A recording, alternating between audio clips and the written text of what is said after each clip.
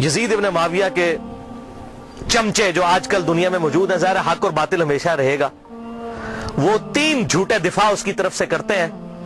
اب ان چیزوں کا تو ان کے پاس جواب نہیں ہے نا، تو کہتے ہیں یہ تو ہے ٹھیک ہے لیکن اس کی فضیلتیں بھی آئی ہیں، وہ میں پوسٹ مارٹم کرنے لگا ہوں کس طرح وہ امت کو دھوکہ دیتے ہیں۔ لیکن ایک دفعہ دروشی پڑھ لیجئے، اللہم صلی علی محمد وعلی آل محمد کما صلیت علی ابراہیم وعلی آل ابراہیم انک حمید مجید، اللہم بارک علی محمد وعلی آل محمد کما بارکت علی ابراہیم وعلی آل ابراہیم انک حمید مجید۔ پہلا جھوٹا دفاع، وہ جی قسطنطینیہ، یہ عربی میں قسطنطینیہ ہے، اردو میں ہم قسطنطنیہ کہتے ہیں، اس کی بشارت یزید پر فٹ ہوتی ہے کہ جو پہلا لشکر قسطنطنیہ پہ حملہ کرے گا تو وہ بخشے جائیں گے۔ آج کل اس قسطنطینیہ کا نام ہے استنبول، ترکی کا شہر ہے، ترکی کا استنبول، بعد میں اس کا نام رکھا گیا۔ استنبول کا مطلب ہے اسلام ان بلک، اسلام کا گڑھ۔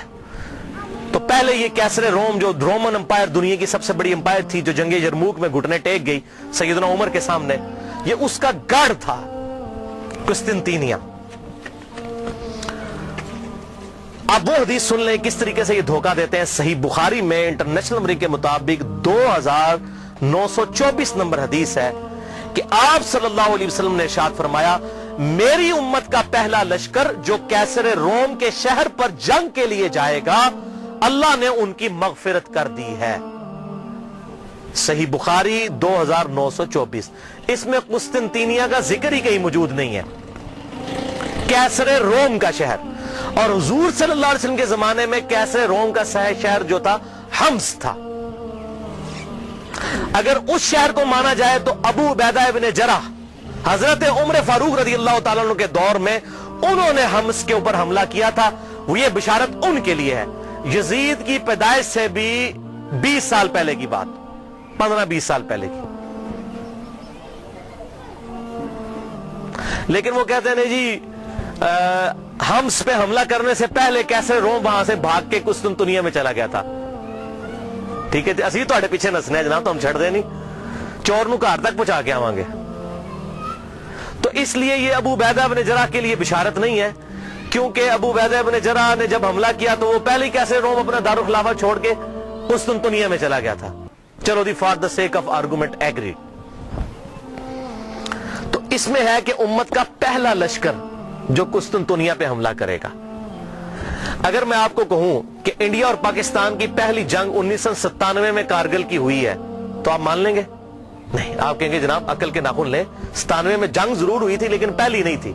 پہلی 1948 میں ہوئی، دوسری 1965 میں ہوئی، تیسری 1971 میں ہوئی، چوتھی کارگل میں ہوئی 1997 میں۔ اور اگر پاکستان اور انڈیا کی پہلی جنگ کی میں بات کر رہا ہوں تو آپ کو پتا ہوگا اس سے مراد 1948 ہے۔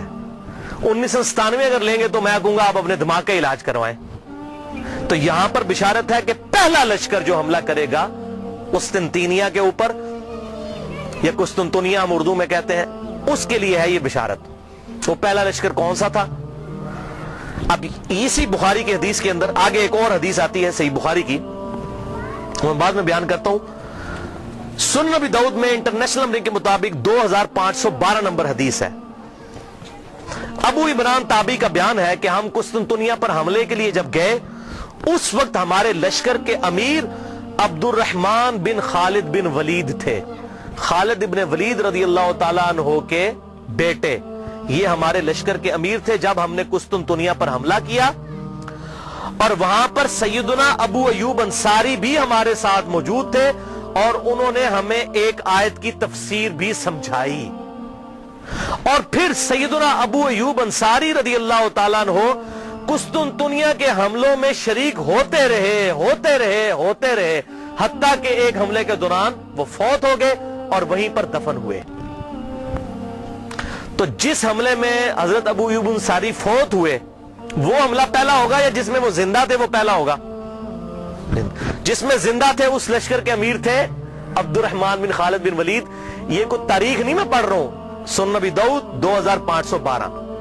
اب بخاری سے وہ لیتے ہیں، حدیث اٹھاتے ہیں اور فٹ کرتے ہیں یزید پہ۔ وہ سن لیں، صحیح بخاری کتاب التہجد چیپٹر میں 1186 نمبر حدیث ہے کہ ابو ایوب انصاری موجود تھے قسطنطنیہ پہ حملے میں رضی اللہ تعالیٰ عنہ، اور اس وقت لشکر کا امیر یزید ابن معاویہ تھا. یہ 54 ہجری کی بات ہے، کیونکہ اس وقت امیر معاویہ مسلمانوں کے حاکم تھے، انہوں نے اپنے بیٹے کو لشکر کا امیر بنایا. یہ 54 ہجری کا واقعہ ہے. اور اسی حدیث میں موجود ہے ابو ایوب انصاری رضی اللہ تعالیٰ عنہ اسی حملے کے دوران جس میں امیر لشکر یزید تھا فوت ہو گئے. تو جس حملے میں وہ فوت ہوئے وہ لشکر پہلے ہے، یا جس میں وہ زندہ تھے اور حدیثیں بیان کرتے رہے وہ پہلے ہے؟ اور اس میں اس کے بعد کتنے حملے ہوئے؟ یہ بھائی یزید والا لشکر 7واں یا 8واں لشکر تھا، اور وہ جو میں نے پہلے بیان کیا وہ بھی پہلا نہیں تھا، وہ دوسرا تھا. پہلا لشکر جو یزید سے بہت پہلے 33 ہجری میں، جب ابھی یزید کی عمر 5-6 سال تھی، اس وقت پہلا لشکر حملہ آور ہوا، اور اس کا ذکر موجود ہے احادیث کی کتابوں کے اندر. وہ میں حوالہ بھی دے دیتا ہوں. یہاں پر میں ایک بات بتا دوں، قسطنطنیہ پھر فتح کسی سے بھی نہیں ہوا، نہ صحابہ سے، نہ تابعین، نہ تبع تابعین، نہ تبع تبع تابعین. یہ جا کر تقریباً پھر 9ویں صدی کے اندر 800 سال کے بعد سلطان محمد فاتح نے قسطنطنیہ فتح کیا تھا، 900 سال کے بعد. تو فتح ان سے نہیں ہوا، لیکن بشارت پہلے حملہ کرنے والے کے لیے تھی، فتح کی اس میں گارنٹی نہیں تھی. تو اس حوالے سے ایک پوری بک ریسرچ پیپر آ چکا ہے. شیخ زبیر لیزئی رحمہ اللہ کے شاگرد ہیں، اس دور کے بہت بڑے محقق ہیں. ویسے شیخ زبیر لیزئی صاحب سے عمر میں بڑے ہیں وہ، میں ان سے ملا ہوں، پیور جینٹل مین ہے. ڈاکٹر ابو جابر عبداللہ دامانوی، یہ اہل حدیث میں بہت قدر کی نگاہ سے دیکھے جاتے ہیں، بہت بڑے محقق ہیں اسماء و رجال کی فیلڈ کے. اور یہ خود پہلے یزیدی پارٹی سے تعلق رکھتے تھے. انہوں نے خود اپنا واقعہ بھی لکھا کہ میں پکا یزیدی تھا، کیونکہ محمود احمد عباسی وہ ناسبی منکرین حدیث، اور فیض عالم صدیقی جو جیلم کا ناسبی تھا یزیدی منکرین حدیث، تو اس سے متاثر تھے. لیکن جب یہ محمود احمد عباسی کو ملنے گئے تو اس نے ان کے سامنے کہہ دیا ہاں بخاری کھوتے نے بھی بخاری میں وہ حدیث لے لی ہے 3748 کہ حسین علیہ السلام کا سر لا کر جو ہے وہ عبید اللہ ابن زیاد کے سامنے رکھا گیا. اس کھوتے بخاری نے بھی حدیث نقل کی ہے. اس کے پیچھے چل رہی یزیدی پارٹی جو حضرت امام بخاری کو کھوتا کہتا تھا. محمود احمد عباسی انگریزوں کا پٹھو، اس سے متاثر ہوئے، اور وہ جناب انہوں نے کتابیں لکھ دی تھی، وہ امیر المومنین یزید ابن معاویہ، یہ وہ تھا. تو جب یہ ابو جابر دامانوی صاحب کہتے ہیں میں نے اس کی الفاظ یہ سنے، میں نے کہا اوئے یہ لوگ جو محدثین کے بارے میں ایسی ننگی لینگویج استعمال کرتے ہیں، یہ لوگ ہاتھ پر نہیں ہو سکتے منکرین حدیث. پھر کہتے ہیں میں نے مکمل تحقیق کی، پھر انہوں نے یہ 120 صفحات پر مشتمل کتاب لکھی ہے، اور اس کتاب کا عنوان ہے یزید ابن معاویہ اور جیش مغفور اللہم، یعنی جو مغفرت یافتہ گروہ ہے اس کا ذکر. وہ سارے انہوں نے قسطنطنیہ کے اوپر جو حملے ہوئے وہ تمام حملے ایک ایک احادیث کی کتابوں سے لکھ کر رد کیا. 120 صفحوں پہ یہ کتاب ہے. ابو جابر السلفی لائبریری کراچی سے شائع شدہ ہے، میرے پاس موجود ہے. جس کو پی ڈی ایف چاہیے ہو انشاءاللہ میں 1-2 دن میں سکین کروا کر انشاءاللہ اپنے پاس رکھ لوں گا، تو مجھے ای میل کریں mirza_95@yahoo.com، اس پہ میں آپ کو بھیجوں گا. اس میں انہوں نے ٹروتھ ریویل کیا کہ نہ تو قسطنطنیہ پہ حملہ پہلا یزید نے کیا، اور نہ ان کے والد معاویہ بن ابی سفیان رضی اللہ تعالیٰ عنہ نے کیا، بلکہ سب سے پہلا حملہ قسطنطنیہ پہ جس شخص نے کیا وہ حضرت عبداللہ ابن زبیر کے بھائی تھے، منذر بن زبیر رحمہ اللہ، جو حضرت زبیر عشرہ مبشرہ کے بیٹے تھے. 33 ہجری میں انہوں نے یہ حملہ کیا، اور اس کا ذکر مسند امام احمد میں، مصنف عبد الرزاق میں، سنن ابی داؤد میں اور سنن طبرانی میں صحیح سند کے ساتھ موجود ہے. وہ ساری احادیث انہوں نے اس کتاب کے اندر جمع کی الحمدللہ. لہذا یہ بالکل جھوٹ بولتے ہیں کہ جی وہ بشارت اس پہ فٹ ہوتی ہے، اس پہ فٹ ہی نہیں ہوتی، کسی اعتبار سے فٹ نہیں ہوتی. اور یہی وجہ ہے کہ ڈاکٹر ذاکر نائک نے جب فٹ کی اس سے سوال پوچھا گیا، وہ کہتا ہے جی امام غزالی نے لکھا ہے. ویسے آپ کہتے ہیں قرآن اور صحیح حدیث، تو امام غزالی کا کیا لینا دینا قرآن اور صحیح حدیث؟ امام غزالی تو آپ کے نزدیک صوفی ہیں، آپ صوفیوں کو تو ویسے ہی نہیں مانتے. تو صحیح سند سے بات کریں احادیث کی کتابوں میں کیا لکھا ہوا ہے. امام غزالی تو تعصب کا شکار ہو چکے تھے. انہوں نے تو یہاں تک لکھا احیاء العلوم میں کہ واقعہ کربلا بیان نہ کرو، بڑی بڑی ہستیوں کے نام بیچ میں آ جائیں گے، واقعہ کربلا بیان کرنا حرام ہے. تو اس پہ میں ایک ہی جملہ بولوں گا کہ چور کی داڑھی میں تنکا. اگر ہم اہل سنت اپنے آپ کو صحیح المنہج سمجھتے ہیں تو واقعہ کربلا بیان کریں، اور جو حق ہے وہ بیان کریں. حضور صلی اللہ علیہ وسلم تو اس واقعے سے پہلے بیان کر رہے ہیں، اس واقعے کے بعد صحابہ کرام کو خواب میں آ رہے ہیں اور غمگین ہیں، اور آپ کہہ رہے ہیں بیان نہ کریں. اور قرآن اور صحیح احادیث کیا کہہ رہی ہیں، امام بخاری کیا کہہ رہے ہیں، امام مسلم کیا کہہ رہے ہیں، امام داؤد کیا کہہ رہے ہیں. حق واضح ہو. اب مجھے بتائیے اہل حدیث کا شاید ہی کوئی پلیٹ فارم ہو جس پر یہ حدیث ترمذی کی بیان نہ ہوتی ہو کہ جب حضرت عمر نے حج تمتع پر پابندی لگا دی تھی تو عبداللہ بن عمر نے کہا کہ میرے باپ پہ شریعت تو نازل نہیں ہوئی ہے. تو معاذ اللہ اس کا کیا مطلب ہے کہ ہم حضرت عمر کی توہین کر رہے ہوتے ہیں؟ نہیں. اسی طریقے سے اگر محدثین نے حضرت امیر معاویہ رضی اللہ تعالیٰ عنہ کی غلطیوں کا بیان بخاری مسلم میں کر دیا, ترمذی میں, ابو داؤد, نسائی, ابن ماجہ میں, تو ان کا مقصد توہین کرنا نہیں تھا, حق بتانا تھا. اور اگر ہم بیان کرتے ہیں تو یہ بھی مقصد یہی ہے. احترام اپنی جگہ رہے گا, لعنت نہیں کریں گے. غلطی غلطی ہے, غلطی کو غلطی کہنا یہ حق اور باطل میں تمیز کے لیے ضروری ہے, ورنہ تو دین کا جنازہ نکل جائے گا. حضرت آدم علیہ السلام کی اللہ نے 7 دفعہ غلطی بیان کی, کیا ان کی توہین کی؟ نہیں, بلکہ اس لیے سورہ اعراف میں اے اولاد آدم دیکھنا تمہارے باپ کو جس طرح ورگلا دیا تھا شیطان نے ماں باپ کو, تمہیں ورگلانا دے, اس لیے ہم قصہ آدم اور ابلیس بیان کرتے ہیں. اسی طریقے سے اگر خلافت کا نظام قائم ہونا ہے اور امام محمد مہدی رضی اللہ تعالیٰ عنہ کی خلافت کو لبیک کہنا ہے مسلمانوں نے, تو اس کے لیے یہ سارے حقائق پتہ ہونے چاہیے. دوسرا دفاع جو جھوٹا کرتے ہیں, پہلا تو کل ہوا, تو میں نے یزید کو دوستی نہیں کہا, کلمہ گو تھا, اہل قبلہ تھا, اگر اللہ نے معاف کیا تو جنت میں چلا جائے گا, ہمیں تو کوئی مسئلہ نہیں ہے. اگر اللہ نے معاف کیا وہ اللہ تعالیٰ کی اپنی مرضی ہے. ایک گناہ کے بارے میں اللہ تعالیٰ نے واضح کہا, ان اللہ لا یغفر ان یشرک بہ ویغفر ما دون ذلک لمن یشاء. اوپن لائسنس نہیں, اللہ شرک کو معاف نہیں کرے گا, اس کے علاوہ جو گناہ چاہے گا معاف کر دے گا, لیکن جس کے لیے چاہے گا. اگر اللہ چاہے تو معاف نہ بھی کرے, یہ اللہ کی اپنی مرضی ہے. آپ اوپن لائسنس کسی کو نہیں دے سکتے. لمن یشاء, جس کے لیے چاہے گا, اللہ کو دو سے منوا نہیں سکتا, سیدھی سی بات ہے. دوسرا جھوٹا دفاع کرتے ہیں, وہ جی بخاری میں حدیث ہے 7222 کہ میری امت میں آپ صلی اللہ علیہ وسلم نے فرمایا کہ 12 خلیفوں تک اسلام غالب رہے گا اور وہ سب کے سب قریش سے ہوں گے. وہ کہتے ہیں جی 12 خلیفے گنے آپ, تو اس میں یزید بھی آ جاتا ہے. کہتے ہیں دیکھیں جی پہلا خلیفہ حضرت ابو بکر, پھر عمر, عثمان, علی, حسن ابن علی, یزید, اس کے بعد معاویہ بن ابی سفیان, پھر یزید ابن معاویہ 7ویں نمبر پہ آ جاتا ہے. پھر گنتے گنتے کرتے پھر مصیبت ان کے لیے کھڑی ہو جاتی ہے کہ عمر بن عبدالعزیز تک پہنچتے ہوئے 14 ہو جاتی ہے گنتی. عمر بن عبدالعزیز کو نکالنا پڑ جاتا ہے, جن کی خلافت کو پوری امت مانتی ہے, لا منہاج النبوہ. پھر 12 کدھر جائیں گے, تو پریشان ہو جاتے ہیں اور حدیث کی انٹرپریٹیشن غلط کرتے ہیں. یہ بخاری میں تو ایک طرق ہے نا, صحیح مسلم میں اس کے 8 طرق امام مسلم لے کر آئے ہیں اور ٹروتھ ریویل کر دیا. یہ 12 خلیفوں سے مراد کون سے خلیفے ہیں؟ صحیح مسلم میں انٹرنیشنل نمبر کے مطابق 4705 سے لے کر 4712 تک. قربان جاؤں امام مسلم کے 8 طرق لکھے تاکہ یہ 12 خلیفوں والی, یہ جو اہل تشیع جو ہے 12 امام والا مسئلہ اسے نکالتے ہیں, یہ 12 خلیفوں, بھائی 12 امام والا بھی چکر کوئی نہیں ہے, وہ خلیفے بھی یہ والے نہیں ہیں. ان خلیفوں سے مراد کون ہے وہ سن لیں.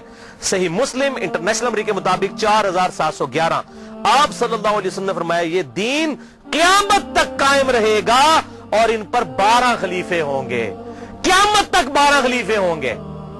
وہ پہلے میرے دور میں 12 پورے نہیں ہو جانے, قیامت تک دین رہے گا قائم اور ان پر 12 خلیفے آئیں گے اور وہ سب قریش سے ہوں گے. یعنی ایسے 12 خلیفے ہوں گے جن کی پٹ حکومت جو ہے علی منہاج النبوہ ہوگی, وہ 12 خلیفے ہوں گے اور قیامت تک پوری ہونی ہے گنتی. اچھا, ان میں سے 7 تو کنفرم ہے جس پہ اہل سنت اور اہل تشیع کا اجماع ہے. ایون امام ابن تیمیہ جیسی شخصیت بھی منہاج السنہ میں لکھتے ہیں کہ ہم نہ تو حضرت امیر معاویہ رضی اللہ تعالیٰ عنہ کو خلیفہ راشد مانتے ہیں, نہ ان کے بیٹے کو. یہ اسلام کے بادشاہ تھے, خلیفہ نہیں تھے. خلافت راشدہ وہ کہتے ہیں ہمارے خلیفہ 5 ہیں, ابو بکر, عمر, عثمان, علی اور حسن ابن علی. یہ امام ابن تیمیہ لکھ رہے ہیں. اور یہ یاد رکھیے گا حسن ابن علی کو حضرت علی نے نہیں نامزد کیا. سنن طبرانی میں بڑی ڈیٹیل حدیث موجود ہے. جب ان کی وفات کا وقت قریب آیا, زخم لگنے کے بعد بھی 1 ہفتہ زندہ رہے, انہوں نے کہا میں اپنا خلیفہ کسی کو نامزد نہیں کروں گا. رسول اللہ نے اپنا خلیفہ کسی کو نامزد نہیں کیا تھا, میں بھی نہیں کروں گا, تم خود چنو گے. یہ تو ابن عباس اور باقی صحابہ نے مل کر حضرت حسن کو خلیفہ چنا تھا. لہذا یہ بات یاد رکھیے گا, حضرت حسن ابن علی کو حضرت علی نے اپنا جانشین نہیں بنایا. وہ کیسے بنا سکتے تھے؟ حضور کی تربیت یافتہ تھے الحمدللہ. اور یہ بات میں نے اہل سنت اہل تشیع دونوں علماء سے کنفرم کی ہے. اہل تشیع کے ہاں بھی کوئی روایت نہیں ہے کہ حضرت حسن ابن علی کو حضرت علی نے اپنے بعد خلیفہ نامزد کیا ہو, اور ان کے ہاں بھی یہی بات ملتی ہے جو طبرانی کے اندر موجود ہے. میں امت کے اوپر چھوڑتا ہوں, امت خود سلیکٹ کرے گی اپنا خلیفہ. تلوار کی دھونس پہ نہیں ہو سکتا, میرے ریگارڈ کی وجہ سے نہیں ہو سکتا. بہرحال ان کو تو حضور نے خود ہی کہہ دیا میرا بیٹا سید ہے، یہ صحیح بخاری کے اندر، اس میرے بیٹے حسن کی وجہ سے مسلمانوں کے 2 گروہوں میں صلح ہو جائے گی۔ ان کو تو حضور خود سید اور سردار کہہ گئے اور کہا اس کی وجہ سے صلح ہوگی، یہ قربانی کرے گا۔ اور وہی ہوا بعد میں حضرت علی کی شہادت کے 6 مہینے کے بعد، اور اسی کو امام ابن تیمیہ نے لکھا کہ حضور صلی اللہ علیہ وسلم نے فرمایا تھا خلافت 30 سال تک رہے گی، وہ 30 سال ربیع الاول 41 ہجری میں پورے ہوئے جب حسن ابن علی نے خلافت امیر معاویہ کے حوالے کی۔ اور اس کی ریزن کیا تھی، صلح حسن کیوں ہوئی، وہ میرا مسئلہ نمبر 101 دیکھ لیں، آپ کو حقائق کھل کر سامنے آ جائیں گے کہ یہ حضرت حسن ابن علی نے کیوں کام کیا، تاکہ حق لوگوں کے سامنے واضح ہو جائے۔ 20 سال کا دور دیکھیں پھر پتہ چل جائے گا اصل مسئلہ کیا تھا۔ اور حضرت حسین کی قربانی رائے کہاں جاتی اگر حضرت حسن صلح کر کے حضرت امیر معاویہ رضی اللہ تعالیٰ کی انٹینشنز کو لوگوں کے سامنے نہ کرتے۔ یہ بات یاد رکھیے گا، یہ میں نے اس لیکچر میں بتایا۔ بہرحال تو امام نے تیمیہ نے بھی کہا کہ یہ خلیفہ جو ہے یہ 5 متفق لے، تو ٹوٹل 7 پہ آج تک امت متفق ہے، اہل سنت اور اہل تشیع۔ پہلے خلیفہ ابو بکر، دوسرے عمر، تیسرے عثمان، چوتھے علی، 5ویں حسن ابن علی، 5 ہو گئے جی، اور چھٹے خلیفہ عمر بن عبد العزیز، یہ 6 ہیں علی منہاج النبوہ۔ اور 12ویں خلیفہ امام محمد مہدی، جن کے بارے میں اہل سنت اور اہل تشیع کے ہاں کامن احادیث موجود ہیں۔ سنن نبی داؤد میں پورا چیپٹر ہے، مسند امام احمد کے اندر پورا چیپٹر موجود ہے کہ اس وقت تک قیامت قائم نہیں ہوگی جب تک کہ میری بیٹی فاطمہ کی اولاد میں سے میرے ہی نام پر محمد بن عبداللہ، جس کے باپ کا نام میرے باپ کے نام پر ہوگا، جس کی ماں کا نام میرے ماں کے نام پر ہوگا، جب تک وہ شخص نہ پیدا ہو جائے جو پوری دنیا کو انصاف سے بھر دے گا، اس وقت تک قیامت قائم نہیں ہوگی۔ کیونکہ اللہ تعالیٰ کا وعدہ ہے هو الذی ارسل رسولہ بالہدی ودین الحق لِيُظْهِرَهُ عَلَى الدِّينِ كُلِّهِ وَلَوْ كَرِهَ الْكَافِرُونَ وَلَوْ كَرِهَ الْمُشْرِكُونَ۔ وہی اللہ ہے جس نے اپنے محبوب صلی اللہ علیہ وسلم کو دین حق الہدا یعنی قرآن اور دین حق کے ساتھ مبعوث کیا تاکہ سارے ادیان پر غالب کر دے، اور یہ غلبہ قرب قیامت میں امام محمد مہدی کے ذریعے ہونا ہے۔ حضور کی بشارتیں موجود ہیں، وہ ہوں گے 12ویں خلیفہ۔ تو 7 کنفرم ہے، اس دوران وقتاً فوقتاً اچھے خلیفہ آئیں گے۔ تو یہ قیامت تک کا ذکر ہے، لہٰذا اس حوالے سے جو لوگ ڈیفینڈ کرنے کی کوشش کرتے ہیں، کبھی حضرت معاویہ کو بیچ میں شامل کرتے ہیں، ایسا معاملہ ہے نہیں ہے۔ خود سارے اہل سنت لکھتے گئے کہ حضرت امیر معاویہ رضی اللہ تعالیٰ عنہ اسلام کے خلیفہ راشد نہیں ہیں، بلکہ خلافت راشدہ ابو بکر، عمر، عثمان و علی اور حسن ابن علی، وہ 30 سال مکمل ہوئے، وہ انشاءاللہ آگے حدیث آ بھی جائے گی۔ اور یہ ساری بحث شیخ البانی رحمہ اللہ نے سلسلہ احادیث صحیحہ میں انٹرنیشنل نمبر کے مطابق 459 نمبر حدیث کے تحت بھی کی ہے۔ اب تیسرا اور آخری جھوٹا دفاع جو آج کل مارکیٹ میں آیا ہے تازہ تازہ، اور یہ آخری ان کے پاس حربہ تھا، میں نے کہا اس کو بھی میں انشاءاللہ کلیئر کر دوں۔ وہ حدیث پیش کرتے ہیں المعجم الکبیر طبرانی سے، جلد 11 صفحہ 88، انٹرنیشنل نمبر کے مطابق 11138۔ سلسلہ احادیث صحیحہ میں شیخ البانی 3270 نمبر حدیث یہ لے کر آئے، اور 459 نمبر حدیث کے تحت بھی یہ ساری بحث کی، اور اسی کو بنیاد بنا کر کچھ لوگوں نے میرے پمفلٹ کا جواب دینے کی کوشش کی، حالانکہ یہ 50 حدیثوں میں سے ایک حدیث کو بھی ایڈریس نہیں کیا۔ سوال گندم، جواب چنا، اور اس کو لے کر، اور وہ جب 50 حدیثوں کی بات کرتے ہیں کہتے ہیں جی ہمارے پاس ان حدیثوں کے جواب نہیں ہے، اللہ کے سپرد معاملہ۔ تو اللہ کے سپرد ہے تو آپ جگہ جگہ کیوں یزید کو جنت کی بشارتیں جھوٹی دیتے جا رہے ہیں؟ ہمیں کہتے ہیں آپ نے کیوں چھیڑا؟ میں آپ کو قسم اٹھا کے کہتا ہوں جب تک ڈاکٹر ذاکر نائک نے یہ مسئلہ نہیں اٹھایا تھا، مجھے تو اس مسئلے کی کوئی تحقیق بھی نہیں تھی، میں نے بعد میں تحقیق کی۔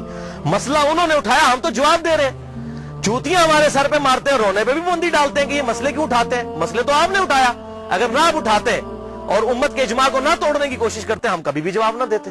تو یہ طبرانی کا میں نے حوالہ دیا، اور اس سے حدیث پیش کرتے ہیں کہ آپ صلی اللہ علیہ وسلم نے فرمایا، یہ بڑی کھینچ تان کے حسن درجے تک انہوں نے پہنچائی ہے، میں ابھی اس کی تحقیق کروں گا کہ یہ حسن درجے میں پہنچتی بھی ہے کہ نہیں، چلے میں اس کو for the sake of argument تسلیم بھی کر دیتا ہوں، کیونکہ اس میں ابن شہاب آتا ہے اور وہ مدلس ہے، ان سے روایت کر رہا ہے۔ اب یہ ابن شہاب اگر زوری ہے تو پکا مدلس ہے اور یہ روایت ضعیف ہے، اگر کوئی اور ہے پھر اس کو بھی چیک کرنا ہوگا، یہ تدریس۔ بہرحال میں for the sake of argument اس روایت کو صحیح مان لیتا ہوں کہ آپ صلی اللہ علیہ وسلم نے فرمایا کہ امت کے پہلے حصے میں نبوت اور رحمت ہوگی، پھر خلافت اور رحمت ہوگی، پھر بادشاہت اور رحمت ہوگی، پھر امارت اور رحمت ہوگی، پھر تم امارت کے لیے ایسے لڑو گے جیسے گدھے آپس میں لڑتے ہیں، اس وقت تم پر جہاد فرض ہوگا، اور بہترین جہاد یہ ہوگا کہ مسلمان حکومت کی سرحد کے اوپر جا کر کافروں کے خلاف جہاد کیا جائے، مسلمانوں کو قتل نہ کرے آپ۔ یہ حدیث وہ پیش کرتے ہیں، تو بھائی پہلے اس حدیث کو خود پڑھ لیں۔ آپ صلی اللہ علیہ وسلم نے کیا فرمایا؟ نبوت اور رحمت، پھر خلافت اور رحمت، پھر ملوکیت اور رحمت، اس کو خلافت نہیں کہا، ملوکیت کہا، بادشاہت. تو یہ کہتے ہیں یہ جو ملوکیت اور رحمت ہے نا، اس سے مراد حضرت میر معاویہ رضی اللہ تعالیٰ عنہ ہے. اور امارت اور رحمت اس کو انہوں نے پھر بتایا نہیں کہ پھر اس سے مراد کون ہے. اتنی شرم آئی کہ یزید ابن معاویہ کو نہیں کہنا چاہیے، اس کو سکپ ہی کر گئے اس کے اندر. یہ غلام مصطفیٰ ظہیر صاحب ہمارے جیلم کے عالم ہیں، بہت بڑے، میں ان کی عزت بھی کرتا ہوں، محقق آدمی ہے، لیکن جب بندہ ایک ہٹ درمی پر اتر آئے، کوئی بڑا بندہ بھی، تو غلطی اس کی پوائنٹ آؤٹ کرنی چاہیے. السنہ رسالہ نومبر 2012 سے اپریل 2013 تک کے دوران، شمارہ نمبر 49 سے 54 تک، بلکہ انہوں نے میرا نام بھی ڈھکے چھپے الفاظ میں کلیئر کٹ نام لکھ دیا اور یہ اس طرح کرنے کی کوشش کی، وہ کسی بات کا جواب نہیں دیا. تو اس میں انہوں نے ایک امارت اور رحمت اس کو سکپ بھی کر گئے، اس کی تشریح کو. ان کو پتا تھا یزید کا بھی نام لینا پڑنا ہے، مامے دے پتر دا، نہیں لیا. تو وہ کہتے ہیں جی دیکھیں جی یہ بادشاہت اور رحمت ہے، تو یہ حضرت میر معاویہ رضی اللہ تعالیٰ کی حکومت جو ہے یہ رحمت تھی امت کے لیے. اچھا جی ٹھیک ہے، خلافت اور رحمت نہیں کہا، ملوکیت اور رحمت. بالکل رحمت تھی. کیوں؟ ان کے بعد ان سے ورسٹ دور آیا. آنے والے ادوار سے کمپیئر کریں، واقعی مسلمانوں کے لیے رحمت تھی. یزید کے بعد اس سے ظالم لوگ آئے. میں نے بتایا حجاج ابن یوسف بعد میں آیا جس نے خانہ کعبہ کو توڑ دیا اور عبداللہ ابن زبیر کو قتل کر کے ان کی لاش بھی لٹکا دی. صحیح مسلم کے ریفرنس سے میں نے بتایا. جیسے ہم یہاں بھی پاکستان میں کیا ہوتا ہے، ایک گندی حکومت آتی ہے، لوگ فل اس کو برا کہتے ہیں. جب اس کے بعد اس سے اگلی ورش حکومت آتی کہتے ہیں یار اس نے مشرف دا دور چنگا سی. ابھی لوگ کہنا شروع ہو گئے یار زرداری کا دور بہتر تھا. ٹھیک ہے جی، بجلی اتنی مہنگی تو نہیں تھی، تو اس کا کیا جب زرداری کا دور تھا تو بہت بہتر تھا، جب مشرف کا اپنا دور تھا تو بہتر تھا. کمپیریٹیولی بات کی جاتی ہے. اب میں آپ کو سلف کا فہم اس حدیث کے اوپر بتا دیتا ہوں کہ اس سے مراد یہ ہے کہ کنٹینیوسلی اسلام کے اندر زوال آتا جائے گا اسلامی حکومتوں کے اندر. لہذا اس کو اگر خلافت راشدہ سے کمپیئر کرے تو وہ کاٹ کھانے والی ملوکیت تھی، اور اگر آنے والے دور سے کمپیئر کرے تو رحمت تھی. اب یہ میں اپنی طرف سے بات نہیں کر رہا ہوں، یہ میں آپ کو ایک صحابی کا فتویٰ بتانے لگا ہوں. جامعہ ترمذی میں انٹرنیشنل نمبر کے مطابق 2226، سنن نبی داؤد 4646، مسند امام احمد 18430، جلد 4 صفحہ 273، اور سلسلہ احادیث صحیحہ جلد 1 صفحہ 742 اور حدیث نمبر 459. شیخ البانی محدث اعظم سعودیہ عرب، انہوں نے بھی حدیث نقل کی. میں نے سارے حوالے دے دیے. حضرت سیدنا سفینہ رضی اللہ تعالیٰ عنہ اور حضرت نعمان ابن بشیر رضی اللہ تعالیٰ عنہ سے روایت ہے کہ آپ صلی اللہ علیہ وسلم نے فرمایا خلافت علی منہاج النبوہ میری وفات کے بعد 30 سال تک رہے گی. اس کے بعد کاٹ کھانے والی ملوکیت کا دور شروع ہو جائے گا 30 سال کے فوراً بعد، یعنی صلح حسن کے بعد. اس کے بعد جابر حکمرانوں کا دور آئے گا، اور پھر قیامت سے پہلے ایک دفعہ دوبارہ خلافت علی منہاج النبوہ قائم ہوگی، یعنی وہ خلافت ہوگی سیدنا امام محمد مہدی کی. یہ آپ صلی اللہ علیہ وسلم نے 4 ادوار گنوائے اپنے بعد. پہلا دور کون سا؟ خلافت راشدہ، ابو بکر، عمر، عثمان، علی، حسن ابن علی. دوسرا کاٹ کھانے والی ملوکیت جو حضرت میر معاویہ رضی اللہ تعالیٰ عنہ کے دور سے شروع ہو کر 1000 سال تک بنو عباس اور بنو امیہ کی حکومت رہی. باپ مرتا تھا بیٹے کو خلیفہ بناتا تھا، 4 بیٹوں کو اپنے بعد خلیفہ بنا دیتے تھے. اب بخاری مسلم اٹھا کے دیکھ لیں کس طریقے سے انہوں نے بندر بانٹ کی ہے. آج کے حکمرانوں نے بھی وہ کام نہیں کیا. اس لیے میں کہتا ہوں اس ملوکیت سے آج کی جمہوریت کروڑ گنا بہتر ہے. کم از کم پبلک سے تو پوچھا جاتا ہے، وہ تو تلوار کی زور پر مسلط ہو جاتے تھے. تیسرا دور کہا جابر حکمرانوں کا. جابر حکمران یہ جہاں پر کلولین پاورز آ گئی، کہیں فرینچ آ گئے، کہیں پر یہ جو ہے وہ انگریز آ گئے، اور پوری دنیا کے اندر مسلمانوں پر انہوں نے قبضہ کیا. پھر یہ دور بھی الحمدللہ ختم ہوا. اب ہم آخری دور میں ہیں، نشأت ثانیہ اسلام کی شروع ہو چکی ہے. خلافت علی منہاج النبوہ اب قائم ہونی ہے. 3 ہم نے وہ ادوار گزار لیے. اچھا، اسی حدیث میں ترمذی اور ابو داؤد کا جو میں نے حوالہ دیا، اور مسند احمد کا، اور سلسلہ حدیث صحیحہ کا، اور یہ حدیث المستدرک للحاکم میں بھی 4697 موجود ہے. اس میں شیخ البانی نے پوری بحث کی ہے. ترمذی اور ابو داؤد میں آگے الفاظ چلتے ہیں کہ حضرت سفینہ نے کہا کہ بیٹا گن اب خلافت راشدہ کتنی ہے، ہو سکتا ہے بعد میں کوئی ناسبی مانے ہی نہ. تو انہوں نے کہا اس حدیث میں موجود ہے بیٹا گن، ابو بکر کے 2 سال، عمر کے 10 سال، عثمان کے 12 سال اور علی کے 6 سال. تو شاگرد نے کہا کہ حضرت امیر معاویہ رضی اللہ تعالیٰ کی پارٹی جو اس وقت حکمران ہے بنو زرقا، بنو امیہ. زرقا کہتے ہیں نیلی آنکھوں والے، یہ نیلی آنکھوں والے تھے، خطرناک لوگ، بنو زرقا. یہ تو کہتے ہیں کہ علی علیہ السلام خلیفہ ہی نہیں ہے. یہاں پر امام ابو داؤد نے علی علیہ السلام لکھا. ابو داؤد 4646. حضرت سفینہ کو اتنا غصہ آیا, ترمذی کے الفاظ ہیں 2226, انہوں نے کہا بنو امیہ کی پیٹھ سے یہ جھوٹ نکلا ہے جہاں سے یہ ہوا خارج کرتے ہیں. یہ کہتے ہیں علی خلیفہ نہیں ہے. حق تو یہ ہے کہ ان کی حکومت شریر ترین بادشاہت ہے اس روئے ارض پہ. کیوں؟ انہوں نے خلافت راشدہ کا زمانہ دیکھا تھا, جب اس سے کمپیئر کرتے تھے تو کہتے تھے یہ تو کاٹ کھانے والی ملوکیت اور یہ بدترین بادشاہت ہے. ہاں جب آنے والے دور سے کرے تو وہ رحمت ہے, کیونکہ آنے والا دور اس سے بھی ورس تھا. لہٰذا یہ میں نے الحمدللہ سلف کا فہم اس حوالے سے بالکل کلیئر کر دیا. اور اس حوالے سے اور سلف کا فہم اگر کسی نے دیکھنا ہو احادیث, یہ 50 پڑھ لیں. اور میرا لیکچر 101 نمبر مسئلہ, اس میں عبد الرحمن بن ابی بکر کا فہم صحیح بخاری سے, مقدام بن مادی کا فہم سنن ابی داؤد سے, اور عمار بن یاسر کا فہم صحیح بخاری سے.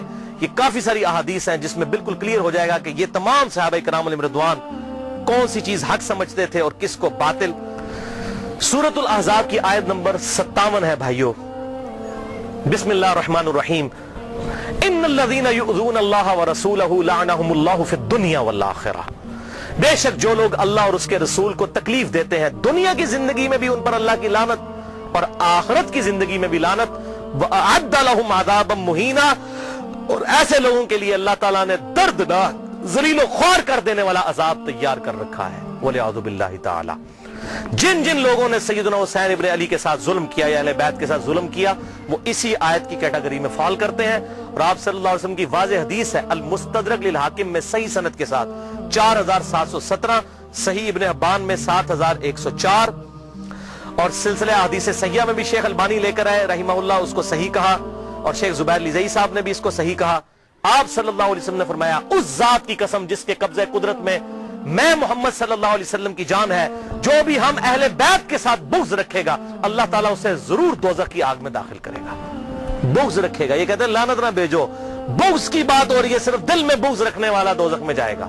اور حضور نے قسم اٹھا کر کہا, اور اسی کا طرق جو المستدرک للحاکم میں 4712 ہے ابن عباس رضی اللہ تعالیٰ عنہ سے, آپ صلی اللہ علیہ وسلم نے فرمایا اگر کوئی شخص مقام ابراہیم اور حجر اسود کے درمیان نمازیں پڑھے اور روزے رکھے, اگر وہ بھی اس حال میں مر جائے کہ اس کے دل میں اہل بیت کا بغض تھا تو اللہ تعالیٰ اسے بھی ضرور دوزخ میں داخل کرے گا. وَلِعَوْذُ بِاللَّهِ تَعَالَى. میں اپنی گفتگو کا اینڈ بخاری اور مسلم کے بنیادی راوی امام ابو حنیفہ رحمت اللہ علیہ کے دادا استاد ابراہیم نخعی تابعی المتوفى 96 ہجری کے اس قول پر کرتا ہوں جو صحیح سند کے ساتھ المعجم الکبیر طبرانی میں انٹرنیشنل نمبر کے مطابق 2829 نمبر ہے, جلد 3 صفحہ 112 پر ابراہیم نخعی رحمہ اللہ فرماتے ہیں, کنکلوڈنگ بات ہے, اگر بالفرض میں ان لوگوں میں شامل ہوتا کہ جنہوں نے حسین ابن علی کو قتل کیا تھا اور قیامت والے دن اللہ تعالیٰ مجھے معاف بھی کر دیتا اور میں جنت میں بھی داخل ہو جاتا, تب بھی میں جنت میں حضور کو اپنی شکل نہ دکھا سکتا کہ حضور کہیں مجھ سے پوچھ ہی نہ لے کہ تو دنیا میں میرے حسین کے قاتلوں میں شامل تھا. ابراہیم نخعی تابعی بخاری اور مسلم کے بنیادی راوی, الحمدللہ. تو یہ ہمارے سلف کا فہم تھا. اس حوالے سے اللہ تعالیٰ سے دعا ہے جو حق بات میں نے کہی اللہ تعالیٰ ہمارے دلوں میں راسخ فرمائے, اگر جس بات میں میرے منہ سے کوئی غلط بات نکل گئی تو اللہ تعالیٰ ہمارے دلوں سے معاف کر دے, ہمیں کتاب و سنت کی تعلیمات پر عمل کر کے دوسرے بھائیوں تک پہنچانے کی توفیق عطا فرمائے. بھائیو یہاں پر میں آخر میں ایک اعلان کر دوں اس حوالے سے دوبارہ سے کہ میرے ریسرچ پیپر ضرور پڑھیں, PDF کاپی مجھ سے منگوا لیں, mirza_95@yahoo.com میرا ای میل ایڈریس ہے. یہ PDF کاپی اور آپ کو یہاں پر ہم سینکڑوں کی تعداد میں ہمارے پاس موجود ہیں, یہ ریسرچ پیپر آپ کو فری مل بھی جائیں گے ابھی لیکچر کے اینڈ پہ. اور دوسرا میرے یہ جو 10 لیکچر آج کو ملا کر یہ لیکچرز جو ہیں تلک عشرۃ کاملہ 10 مکمل ہو چکے ہیں فکر حسین کے حوالے سے رضی اللہ عنہ. اللہ تعالیٰ سے دعا ہے کہ ہمیں اس فکر کو پھیلانے کی توفیق عطا فرمائے. سبحانک اللہم و بحمدک اشہد ان لا الہ الا انت استغفرک و اتوب الیک وما علینا الا البلاغ المبین.